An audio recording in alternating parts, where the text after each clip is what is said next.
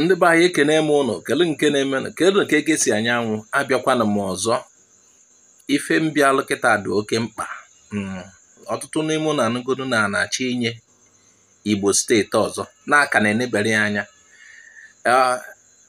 agụgụ n'izizi mbụ nke a na-akpọ first reading na house ọ na ha aga second reading that's National House of Assembly Nigeria and asị na ọlụ ka a na-achọ inye ndị be anyị o nwebụrụ mgbe anyị na-eji okwu maka state creation anyị nwa nọ na group a na-akpọ ndị na-asụ bịa unification ndị na-asụ bịa wụ group achịkọta ndị Igbo ọnụ gbasara ịchịkọta ndị Igbo ọnụ asị ka achọwa etu nsi afụ ndị kwesịrị inwe steeti iwu maka Igbo nidikwa Igbo chọrọ another steeti ọzọ Igbo chọrọ ife anyị etinyelu Igbo achọghị isi n'etiti ka ịkwa aka mapụ a na-akpọ South East o pere mpe too much anyị na-achọ ka ewere ife ọzọ si na South ma ebe ọzọ manye na ya o tee na anyị ji eji okwu gbasalụ etu ndị na-asụ Igbo anọghọ na South East ya esi sonyela anyị nche awụrụ ndị South East anyị je House of Assembly na Abuja ife anyị ji weje House of Assembly wụ anyị delu akwụkwọ nye ha maka na anyị chọrọ ka ekewapụta steeti ọzọ nye ndị Igbo steeti ọzọ anyị ekewapụta anyị awụ steeti dịgoladị n'ime nke dịgoladị mana anyị esi na akụkụ ebe ọzọ a na-asụgasị Igbo ebe a na-akpọ South wee kenye anyị steeti ya anyị wee necha anya fụ na Anioma dị mma ka enye steeti anyị wee dee akwụkwọ sisi nye Anioma steeti ekewalụ ndị a na-asụ Igbo n'ime Anioma nyawụ ma ndị nọ na Edo Igbanke ma ndị nọ na Delta ma Agbọ Isele Ukwu Ọnịsha Ọlụna Ubulu Ukwu ha ncha niile ife anyị jele okwu ewu ka enye ha steeti ọ ya awụ South East steeti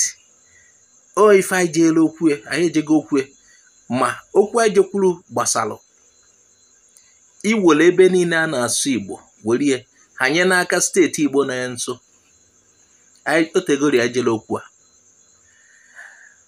mana ọfụ a ka anyị na-anụ na n'ime House of Assembly na-ekwu okwu na-aga second reading ka enye ọlụ steeti mnecha anya na-asị inekwuo n'ife anya ọfụma ofu steeti ka anyị enye Igbo steeti na-akpọ kele nke ya ka mma ka enye Igbo ife nchere ya ka mma awụ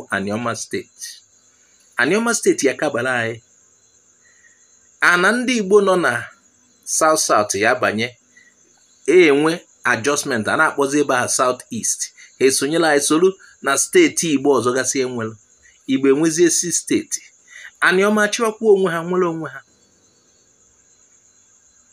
maka unu nekwu anya a sị na ma Delta steeti ha nọ ma Edo a na-akpagbu ha akpagbu nya ka ji wee jeweri okwu sense anyị nọ na ọgbakọ a na-akpọ ndị na-asụ bịa unification nyaahụ na ife anyị na-achịkọrọ unu kịta awụ Anioma steeti ya aka mma ọhaọlụ steeti ya aka mma etu nsi afụ ya anyị na-ayọ ndị Igbo ka unu banyere ife a na-ekwu aja unu tinye ọnụ onye ọ na-kwuwe ife a abịago na ebe etu anyị si afụ o nwere ike ime mana ife anyị chọrọ Anioma steeti ọlụ steeti wụ ekewalụkwa n'ime steeti Igbo dogoladị mana Anioma ahụ na ya kebiri si na South kebiri kenyere Igbo ha nchawụrụ steeti Igbo ọ ya aka mma ọ ife anyị na-aghọta anyị na-ayọ ndị senetọ niile na-represent Anioma ka ha tinye aka n'ife a ka ha kwanye ọkụ ka enye Anioma steeti nke ha Anioma kwesịrị inwere onwe ha Anioma ekwesịghịzi ịnọ n'okpuru Delta ma Igbanke nke nọ na Benin ha ncha niile na-asụ Igbo ha kwesịrị inwe steeti nke ha kwesịrị inwere onwe ha chiwe onwe ha na ndị ọzọ abụrụ ofu anyị na ha nwawo ofu maka ọganihu ndị Igbo ya aka mma ka enye Anioma steeti. Ọlụ ugodo nke anyị, ọlụ nọ n'ime anyị, maka ndị na-asị ọlụ steeti, ọlụ awụlụgo nke anyị na-ekwugodu maka ndị ọzọ. Anyị na-akwa senetọ ndị Igbo gasị onwe ka esi wee kwunite Anioma steeti, ha ncha banyere ya aja, ha ncha sọpọtụ, ha ncha tinye ọnụ tinye Anioma steeti na Anioma ya aka mma. Ọ ife nji emere ife onyonyo a.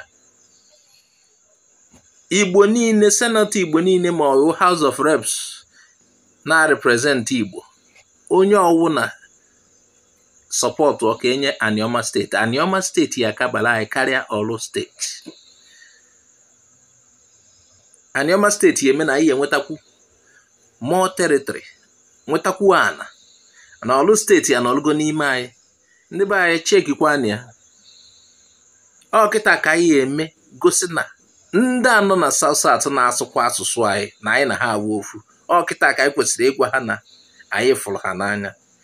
Ife ka mma awụ Anioma steeti, ọ bụrụ Orlu steeti. Dịka m si agwa unu, ndị be anyị nọ na South a na-marginalize ha, a na-emesi ha ike, ọnọdụ ha adụchaghị mma, ọchịchị adịghị ha n'aka. Ebe a na-akpọ Delta ma Edo, ọchịchị adịghị ha n'aka. Ọ ndị niile na-achịkewe, mana Asabawo nke anyị, ndị be anyị sọpọtụ ọnụ. Dịka ntị ekwu, ejikwa m ohere a na-agwa senetọ ma House of Reps niile na-represent Anioma, olugonu ka unu ya apụta kwụsị okwu ike. Olugonu ka unu ya apụta etu ndị Orlu si wee pụta na-akwado Orlu steeti. Mana anyị nwere nechana anya fụ na ọha Orlu steeti ya abala anyị, nọ Anioma steeti ya abala anyị nwawu ndị Igbo. Anyị na-ekwu maka ife gbasara ndị Igbo niile, ọ bụrụ sọsọ ofu ebe.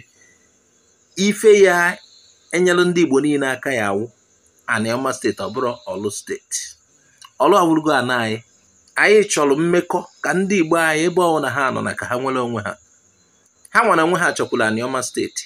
Ahụ na anyị nwaje kpasuo ha. Ha nwachọrọ Anioma steeti. Onweghị ife Orlu steeti ya abala anyị. Ndị be anyị kwadonu Anioma steeti, ọnyanwụ nke ya abala anyị. Ife anyị na-enye anyanwụ ka ọ esidoro Igbo mma. Ụfọdụ ya sị Orlu steeti, o nwekwara ike onye ahụ na-akwado ka enye Orlu steeti awụrụ maka personal ịma ndị politician. Mana anyị na-agwagodo unu ife ya abala Igbo niile, Anioma steeti ya abala Igbo niile. Ndị Anioma chọrọ ịpụ, ndị Anioma chọrọ nnwere onwe, ndị Anioma chọrọ ka ha pụta na mkpagbu. Ọ bụrụ sọ Anioma, ebe niile a na-asụ Igbo anyị na-ejigasị okwu, ebe niile a na-asụ Igbo anyị chọrọ ka Igbo were ebe niile a na-asụ Igbo ewerie nke dudewelu steeti Igbo akpanyere steeti Igbo. Ịnọlụgụ iti ndị go na ha na-ekwukọsị ọnụ, na-emekọsị ụdị ife ọnụ, ndị go na ha na-kọsha ụnụ na tradishọn ụnụ wofu. Ọha ewere na-etinyere ndị na-asụ asụsụ ọzọ sọ mmegide, sọsọ mgbe ha chọrọ ụnụ, mgbe a chọrọ ọtụtụ ọnụ ọgụgụ ka ha wee mezuo.